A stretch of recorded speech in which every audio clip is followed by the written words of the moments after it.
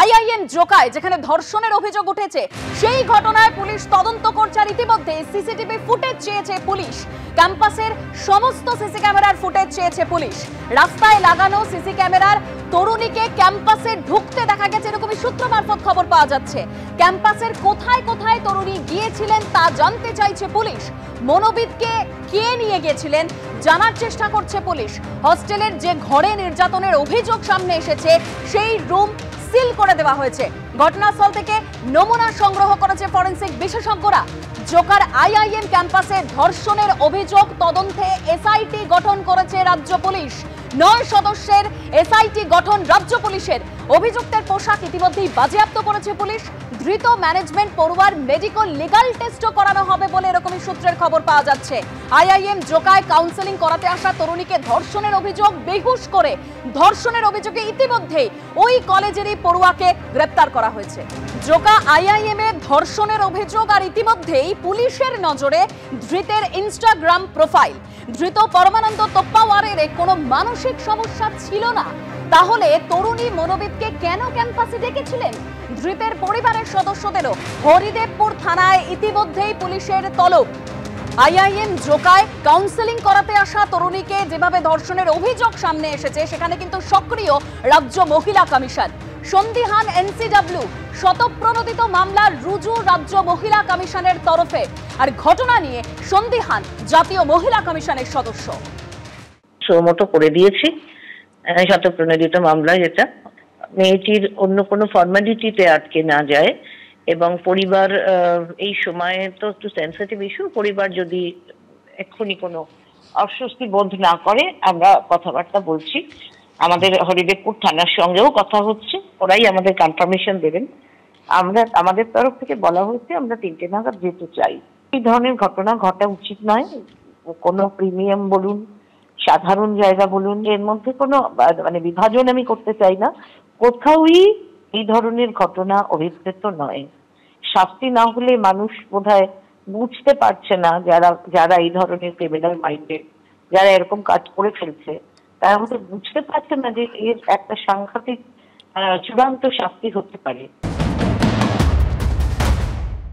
আমরা যে খবরগুলো, ডেটাগুলো এখনো অবধি জোগাড় করেছি, তার মধ্যে খুব পরিষ্কারভাবে কোনো জায়গায় রেপ কথাটা যিনি ভিকটিম তিনি উল্লেখ করেননি। তিনি লিখেছেন যে সেক্সুয়াল অ্যাসল্ট আমাকে কিছু খাইয়ে করা হয়েছিল।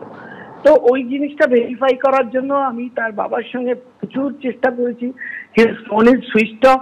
আমরা প্যারালাল যা খবর নেওয়া নিয়েছি, আমরা সুমতো কেসটাও নিয়েছি, কিন্তু যতক্ষণ না অথেন্টিসিটি অফ দ্য ফ্যাক্ট আমার কাছে আসছে আমি এটা নিয়ে কোনো বিবৃতি দেওয়ার মতো জায়গায় নেই। অফকোর্স মেয়েটির সাক্ষ্য, তার সম্মান, তার সুরক্ষার জন্য আমরা পাশে আছি, উদ্বিগ্ন, এবং যা যা করার করব। কিন্তু আদৌ ঘটনাটি কতখানি ঘটনা, কারণ বাবা বলছে রেপের মতো কোনো ঘটনা নেই, বাবা মিথ্যে বলছে না। মেয়ের বয়ান, সে বয়ানেও কোথাও লেখা নেই যে তাকে রেপ করা হয়েছে, লেখা আছে তার উপর সেক্সুয়াল অ্যাসল্ট হয়েছিল, কিছু মাদক জাতীয় খাইয়ে দেওয়া হয়েছিল। বাকি পারিপার্শ্বিক কিভাবে ঢুকলো, কেন গেল, কি হয়েছিল, সেগুলো তো পরের প্রশ্ন।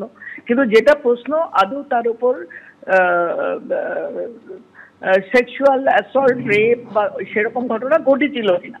আইআইএম জোকায় মনোবিদ ওই তরুণীকে বেহুশ করে তার উপর নির্যাতন করা হয় বলে অভিযোগ সামনে আসছে এবং যে ঘটনায় রাজ্য মহিলা কমিশনের চেয়ারপারসন লীনা গঙ্গোপাধ্যায় তিনি বললেন যে উপযুক্ত শাস্তির দাবি জানিয়েছেন। শতপ্রণোদিত মামলা রুজু করা হয়েছে রাজ্য মহিলা কমিশনের তরফে। আর এই ঘটনা নিয়ে জাতীয় মহিলা কমিশনের সদস্য সন্দিহান। আর এ নিয়ে আমরা কথা বলেছিলাম বিজেপি নেতা রাহুল সিনহার সঙ্গেও, তার বক্তব্য রাখবো আপনাদের সামনে। এতগুলো ঘটনা ঘটলো রাজ্যে কোনো মহিলা কমিশন আছে বলে আমরা তো টের পাই, কিন্তু যেই মাত্র এটা কেন্দ্রীয় সংস্থা, সঙ্গে সঙ্গে শতপ্রণোদিত হয়ে কাজে নেমে পড়তে চাইছে রাজ্য মহিলা কমিশন। আর ইতিমধ্যে ওর মেয়েটির বাবার যে স্টেটমেন্ট পাওয়া যাচ্ছে, সেই স্টেটমেন্ট তো আবার আরো মারাত্মক, যে পুলিশই এটা ষড়যন্ত্র করেছে এবং তার মেয়ের সাথে এই জাতীয় কোনো ব্যাপার হয়নি। অতএব আমরা মনে করি যে রাজ্য মহিলা কমিশন হঠাৎ করে নেমে পড়া আর পুলিশ সক্রিয় হয়ে এই মামলায় ঢুকে পড়া, এই সমস্ত বিষয় নিয়ে কিন্তু একটা দ্বন্দ্ব রয়ে গেছে। সেই জন্য এখানে দরকার নিরপেক্ষ তদন্তের, অর্থাৎ পুলিশের ওপরও তদন্ত চালানো উচিত এবং ঘটনার ওপরও তদন্ত চালানো উচিত বলে আমরা মনে করছি। তার কারণ এই ঘটনার মধ্যে রাজনৈতিক গন্ধ আমরা হইতে শুরু করেছি এবং মহিলা কমিশন, রাজ্য মহিলা কমিশনের অতি সক্রিয়তা থেকে এটা আরো দারুণভাবে স্পষ্ট। আইআইএম জোকার ঘটনা ইতিমধ্যেই পুলিশ 9 সদস্যের এসআইটি টিম গঠন করেছে এবং সেখানে সিসি ক্যামেরার ফুটেজ ইতিমধ্যেই চেয়ে পাঠিয়েছে পুলিশ, তদন্ত চলছে। আর এবার আপনাদের সামনে রাখবো রাজনৈতিক তরজা তুঙ্গে দেয় অধীর রঞ্জন চৌধুরী, তিনি ঠিক কি বলছেন। পশ্চিমবঙ্গ রাজ্য মহিলা কমিশনের রেকর্ডটা কি আছে? তারা এত যে ঘটনা ঘটছে, প্রতিদিন ধর্ষণ, খুনের যে এত ঘটনা ঘটছে, বাংলার মা বোনদের তো এখন প্রতিদিন তাদের একটাই চিন্তা, কি করে আমরা আমাদের ইজ্জত রক্ষা করব। সেই জায়গায় দাঁড়িয়ে যখন বাংলার মা বোনের ইজ্জত রক্ষার জন্য তারা দুশ্চিন্তা করছে, লড়াই করতে হবে বলে তারা জানে, সেই জায়গায় দাঁড়িয়ে পশ্চিমবঙ্গের মহিলাদের মানে কমিশন, সেটা আবার রাজ্য মহিলা কমিশন, তারা সরকারকে বাঁচানোর জন্য যা যা করার সবই করবে। সরকার এই রাজ্য মহিলা কমিশনকে পাঠিয়ে তারা চেষ্টা করবে গোটা ঘটনাটাকে এদিক ওদিক কি করে করা যায়, রাজ্যের ঘাট থেকে দোষ কি করে নামিয়ে দেওয়া যায় তার চেষ্টা করবে।